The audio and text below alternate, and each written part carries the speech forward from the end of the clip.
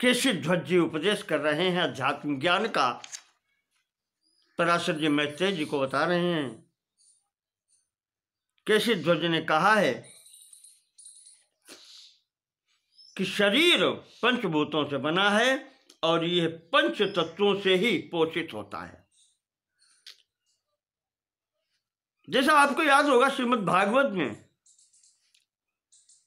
महात्म्य में, श्रीमद् भागवत के महात्म्य में धुंधकारी ने कहा है, वैराग्य उक्ति जिस समय उसकी मुक्ति हुई है तो उस समय उसने, जब उसको ज्ञान प्राप्त हुआ है तो उसने कहा है कि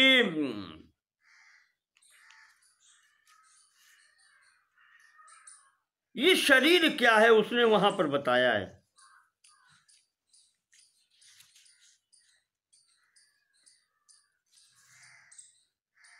यत् प्रातः संस्कृतं चान्नम सायं तच्च विनश्यति।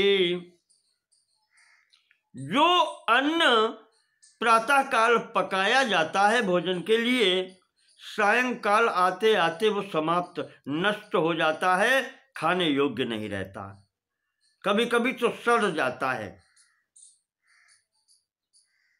और ऐसे अन्न से ये पोषित शरीर है। तदीय रस संपुष्टे काये का नाम सत्यता। ये जो काया है, ये जो शरीर है, उस अन्न से पोषित हो रहा है, तो ये सत्य कैसे हो सकता है? इसको पोषण करने वाला अन्न जो प्रातः काल पकाया गया सायंकाल तक नष्ट हो जाता है, एक दिन भी चलता नहीं, खाने योग्य नहीं रहता प्रातः काल का पकाया हुआ सायंकाल, और उसके रस से ये पोषित शरीर, फिर ये सत्य कैसे हो सकता है? कब तक चलेगा?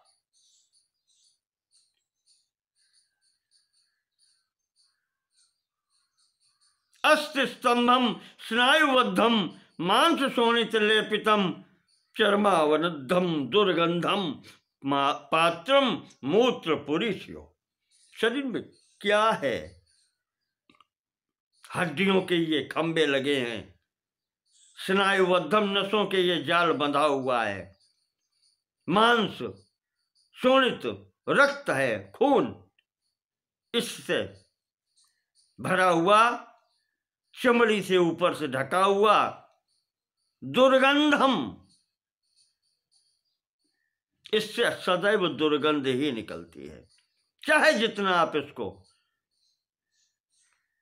पवित्र करो, पर ये थोड़ी देर में दुर्गंध देने लगता है। और पात्रम मूत्र पुरीष्यो, इसके अंदर भरा हुआ क्या है? मूत्र और पुरीष, मल, मल मूत्र इसके अंदर सब भरा हुआ है। और उसमें है क्या? तो इसकी सत्यता का है, ये इसकी स्थिति है।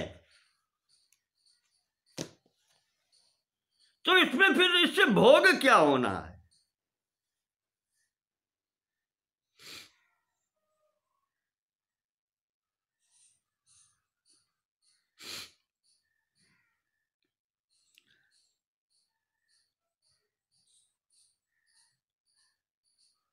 होता क्या है?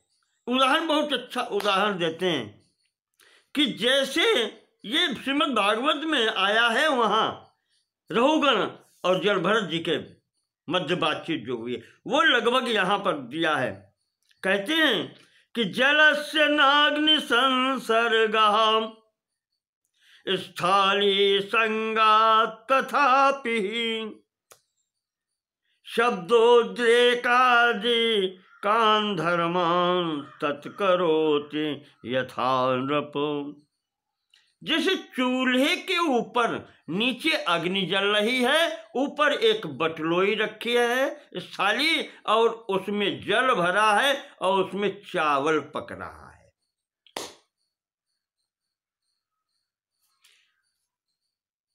तो अब विचार करके देखिए कि उस अग्नि का नीचे जो जल रही है, उसका न तो संबंध है जल से, और न उसका संबंध है या संपर्क कह लें, उस अग्नि का न तो उस जल से संपर्क है और न उस चावल से संपर्क है जो बटलोई के अंदर है। पर बटलोई वैसी की वैसी रहती है, जल खौलने लगता है और उसमें पड़ा हुआ चावल पक जाता है। ठीक इसी प्रकार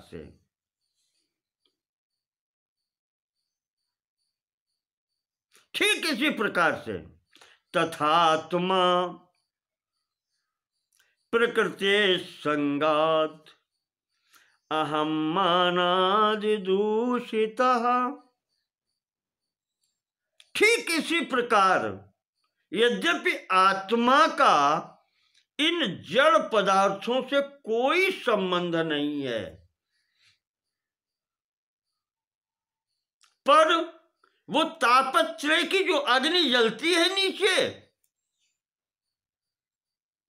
वो स्पर्श करती है बटलोई रूपी शरीर को, और इसके संसर्ग से वो आत्मा भी ठीक उसी प्रकार से व्यवहार करने लगती है। यही अज्ञान है, बस।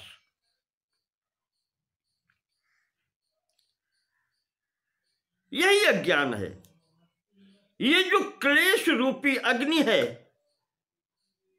ये तीनों ताप रूपी जो अग्नि है, ये जब स्पर्श करते हैं इस भौतिक शरीर को, वो भी भौतिक शरीर को स्पर्श करने और शरीर के अंदर स्थित होने के कारण, संसर्ग के कारण, भजते प्राकृतान धर्मान अन्यस्तेभ्यो हि सो व्ययः। वो भी उसी प्रकार से व्यवहार करने लगता है जिस प्रकार से ये शरीर पीड़ा अनुभव करता है। शरीर पीड़ा अनुभव करने के कारण वो आत्मा भी इसके संसर्ग से उसी प्रकार का अनुभव करने लगता है या आचरण करने लगता है। जैसे ईंधन की अग्नि से उस जल और चावल का संयोग न होते हुए भी प्रथमतः इस थाली में जो उष्णता प्राप्त होती है, उसके कारण से वो भी जल खौलने लगता है, उसे भी उष्णता मिल जाती है और चावल तक पकने लगता है। बिल्कुल ठीक ये स्थिति है। पर वास्तव में अगर देखा जाए तो वो थाली बटलोई भी अलग है उस नीचे की अग्नि से, उसके अंदर जल है वो भी अलग है, और उसमें जो चावल पड़ा है वो भी अलग है।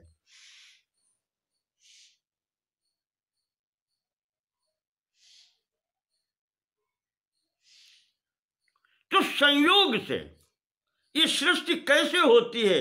उस प्रकृति और पुरुष संयोग से, जो कि दोनों एक दूसरे के विपरीत धर्मी हैं। एक चेतन तत्व है, एक जड़ तत्व है, पर संसर्ग से वो चेतन तत्व जड़वत व्यवहार करता है और ये जड़ तत्व प्रकृति चैतन्यवत व्यवहार करने लगती है, जिससे महत्त्व की उत्पत्ति होकर के और अहंकार आदि पंचभूतों की सबकी उत्पत्ति हो जाती है, संपूर्ण सृष्टि की उत्पत्ति हो जाती है। ये उसी अज्ञान का फल है और क्लेशों की उत्पत्ति स्थल वही है जो मैंने कहा, पंच क्लेश, अविद्या, अस्मिता, राग, द्वेष, अभिनिवेश। वो अविद्या जो है, मूल सबकी ये अविद्या है। अविद्या से ही अस्मिता, राग, द्वेष और अभिनिवेश इनकी स्थिति बनती है। तो इस संसर्ग के कारण ही ये अविद्या उत्पन्न होती है और जिससे ये समस्त क्लेश उत्पन्न होते हैं। कैसे ध्वज कहते हैं कि खांडिक्य इसी कारण से कहा गया है कि इन पंच क्लेशों के नाश के लिए ये मार्ग बताया गया है, योग मार्ग, जिसमें यम, नियम, आसन, प्राणायाम, प्रत्याहार, धारणा, ध्यान, समाधि, ये अष्टांग योग मार्ग है। इससे व्यक्ति को साधना करनी पड़ती है। इन क्लेशों को नष्ट करने के लिए, पांचों क्लेशों को नष्ट करने के लिए अन्य कोई मार्ग है नहीं। अविद्या आप जानते ही हैं, मैंने कह दिया। आप क्लेश थोड़ा सा आपको बता दें। अविद्या से, अज्ञान के कारण ये स्थितियां बनती हैं। मूल सबका यही है और इसी अविद्या ये पांच रूप हो जाते हैं। अविद्या से आगे अस्मिता, अस्मिता जिसमें अहम भाव आ जाता है, मैं हूं, मैं कुछ हूं। उसके पश्चात राग, द्वेष। राग जो मुझे अच्छा लगता है वो मुझे चाहिए, और द्वेष जो मुझे अच्छा नहीं लगता है हटाओ उसको। तो अविद्या, अस्मिता, राग, द्वेष। अंतिम है अभिनिवेश। अभिनिवेश का तात्पर्य है जिसने शरीर पाया है उसको शरीर छोड़ना है। जो वस्तु पाई है उसका त्याग करना है। मृत्यु सबसे बड़ा क्लेश ये है। तो ये पांच क्लेश सबसे बड़े बतलाए गए हैं और इनसे छुटकारा पाने के लिए योग मार्ग की व्यवस्था की गई है। खांडिक्य जी पूछते हैं, महाराज भैया आप योग शास्त्र के मर्मज्ञ हैं, अध्यात्म विद्या जानते हैं, तो उसका थोड़ा सा वर्णन आप हमको करें। आप हमको कैसे ये सब होता है, तो उसके विषय में कैसे ध्वज जी बता रहे हैं कि जो साधक है, साधक को समस्त अपना चित्त जो है परमात्मा की तरफ चलना है, तो सब स्थानों से हटा करके उसी धारा में लगाना चाहिए। मार्ग बता रहे हैं। सबसे पहले क्या होता है, ब्रह्मचर्यम अहिंसाम च सत्यास्ते अपरिग्रहान सेवेत योगी निष्कामो योग्यताम स्वमनोनयन। ये यम कहे गए हैं। ब्रह्मचर्य, अहिंसा, सत्य, अस्ते, अस्ते का तात्पर्य चोरी न करना, और अपरिग्रह, परिग्रह यानी कि धन धान इत्यादि एकत्र न करना, ये यम कहलाते हैं। इसके पश्चात नियम का परिपालन करना। नियम वो होते हैं कि जो विशेष मार्ग पर चलने के लिए या विशेष वस्तु प्राप्त करने के लिए जिन बातों का पालन करना आवश्यक होता है वो नियम कहलाते हैं। तो भगवान की ओर चलना है तो उसके लिए 5 नियम भी हैं।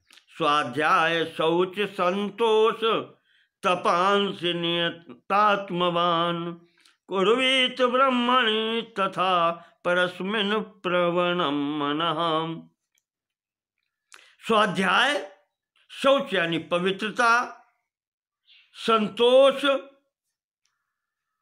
और तपस्या, और 5वां है ईश्वर प्रणिधान, भगवान के प्रति पूर्ण समर्पण, परब्रह्म में मन लगाना।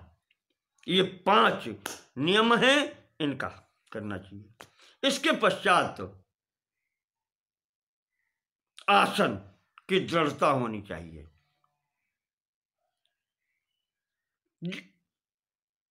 आसन वो कहा जाता है जिस पर बैठने से कोई कष्ट न हो। सुस्थिरम आसनम, जिस स्तर पर आप बहुत देर तक बैठ सके वो आसन कहलाता है। इसमें पद्मासन है, सुखासन है, जो भी हैं कई प्रकार के 84 प्रकार के बताए गए हैं। जो भी आसन से आप बैठ सकें। तो आसन पर बैठें, आसन को जीतें, बैठने का प्रयास करें। उसके बाद में प्राणायाम आता है। प्राणायाम होता है श्वास की गति को नियंत्रित करना, कितने समय में अंदर जाना, फिर कितने समय तक अंदर रुकना और कितने समय में बाहर आना, ये प्राणायाम की स्थिति है। ये आंतरिक कुंभक कहलाता है। और इसका विपरीत बाह्य कुंभक कहलाता है कि पहले निकलना, फिर बाहर रोकना और फिर अंदर खींचना, ये बाह्य कुंभक कहलाता है। किसी भी विधि से नियमित किया जाता है, एक निश्चित समय में श्वास अंदर जाए, अंदर रुके और फिर बाहर निकले, ये प्राणायाम कहलाता है। तत्पश्चात प्रत्याहार। ये सब 3 स्थितियां जब आप पार कर लेंगे तो विषयों से फिर ये इंद्रियां पीछे हटने लगेंगी। और जब विषयों से ये इंद्रियां पीछे हटती हैं तो मन भी फिर ये भागने का बहुत प्रयास करता है, पर फिर इसको हटना ही होता है जब इसके कार्य इंद्रियां नहीं करने लगती। वो कहलाता है प्रत्याहार, वापस होना। उसके पश्चात आता है ध्यान। फिर धीरे धीरे जब ये इंद्रियां कार्य इसके कहने से नहीं करती तो मन शांत होने लगता है।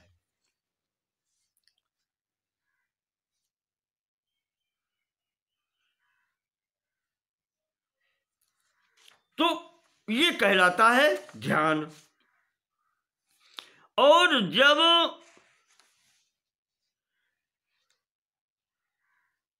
ध्यान करते करते उसमें लयबद्धता हो जाती है, ध्यान भंग नहीं होता, ध्यान पुष्ट हो जाता है, पुष्ट होने लगता है, तो वो निरंतरता जो है वो धारणा कहलाती है।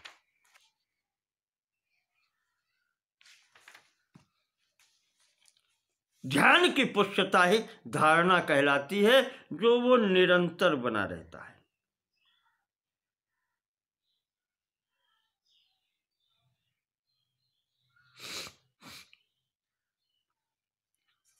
उस स्थिति में पहुंच जाता है जब साधक, तो कहते हैं कि उसके पाप नष्ट होने लगते हैं।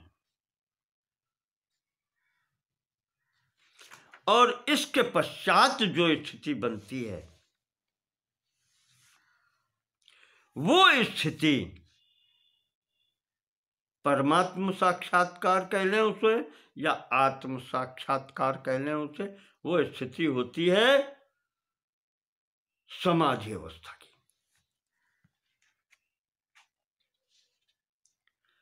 यहां पर थोड़ा सा केशिध्वज खांडिक्य को बता रहे हैं कि भैया हम खांडिक्य इस स्थिति पर पहुंचते पहुंचते कभी कभी ऐसा होता है कि आलंबन आवश्यक होता है कि हम ध्यान करेंगे तो किसका करेंगे, आकार चाहिए होता है।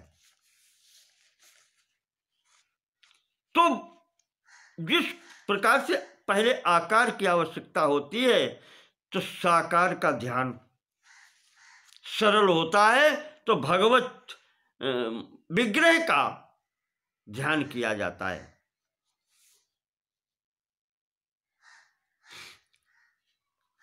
भगवान का ध्यान ऊपर से नीचे की ओर किया जाता है, मुखारविंद से चरण कमलों तक का। इस प्रकार से एक एक अंग का उनका ध्यान किया जाता है और उसमें फिर चित्तवृत्ति स्थिर की जाती है, धारणा को उसी में स्थिर किया जाता है। और करते करते फिर ये स्थिति बन जाती है कि वो मूर्ति का चिंतन करते करते साकार विग्रह से वो निराकार विग्रह की ओर पहुंच जाता है।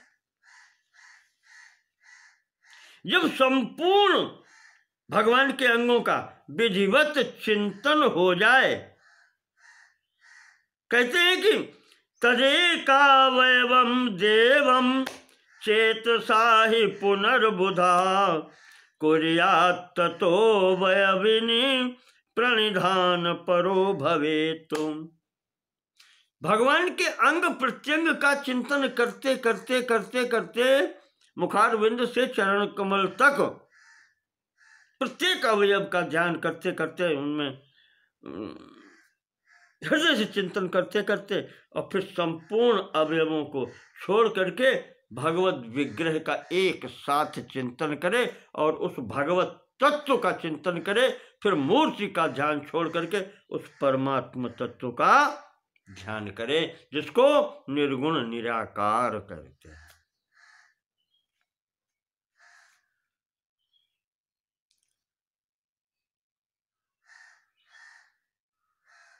ये समाधि जो मूर्ति सहित सिद्ध होती है ये सबीज समाधि कहलाती है, और निर्गुण निराकार में जो सिद्धि होती है वो निर्बीज समाधि कहलाती है। तो यहां पर जब स्थिति निर्बीज समाधि में जब पहुंचते हैं तो कहते हैं वहां पर फिर ध्याता यानी साधक और ध्यान वो प्रक्रिया और ध्येय जिसका ध्यान कर रहे हैं, ये तीनों मिलकर के एकाकार हो जाते हैं, वो निर्बीज समाधि की स्थिति है। यही वास्तविक समाधि फिर यही है जहां पर साधक साध्य में कोई अंतर नहीं रहता। और इस स्थिति को जब प्राप्त हो जाता है तो संपूर्ण ज्ञान उसका नष्ट होकर के उसे वास्तविक ज्ञान प्राप्त हो जाता है, वो ज्ञान स्वरूप हो जाता है।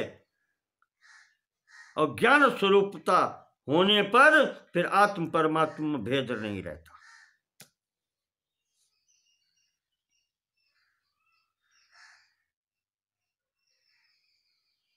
आत्मनो ब्रह्मणो भेदम असंतम कह करिष्यति।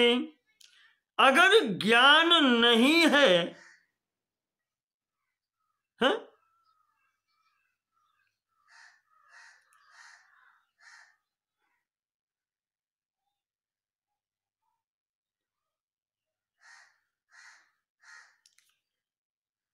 विभेद जन के अज्ञाने, ये अज्ञान ही भेद उत्पन्न करने वाला है आत्मा और परमात्मा के मध्य। अज्ञान ही है वो। नाशम आत्यंतिकम गते, इसका जब बिल्कुल आत्यंतिक नाश, आत्यंतिक नाश का तात्पर्य कि पुनः फिर वो उत्पन्न नहीं होता, एक बार नष्ट हो गया तो हो गया, वो आत्यंतिक नाश कहते हैं। जो अंत हो गया तो हो गया। उस स्थिति में आत्मनो ब्रह्मणो भेदम असंतम, जब आत्मा और परमात्मा में कोई भेद ही नहीं रह गया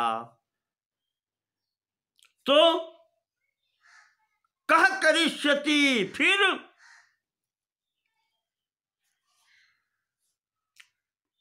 कुछ करने को रह नहीं जाता।